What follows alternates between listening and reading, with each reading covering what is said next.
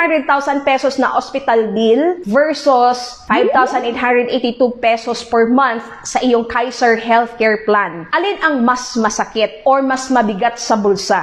Ang isang bagsakan na malaking halaga ng pera na kailangang bayaran o yung paunti-unti na paghuhulog sa iyong healthcare plan? Maging wais, paghandaan ang sitwasyon sa ating buhay na pwedeng maospital. Itong Kaiser 3-in-1 Saving Program or Kaiser Ultimate Health Builder, long-term HMO or healthcare account ito na product ng Kaiser International Health Group. Ito po ay Philippine-based companies at syempre, marami po itong mga accredited na clinics, hospitals, physicians nationwide. At meron itong iba't ibang plans na pwede mong pagpilian na swak sa need at budget mo. Para ikaw ay mag-guide kung magkano bang healthcare plan ang iyong kukunin, katumbas dapat ito doon sa iyong monthly income times 6.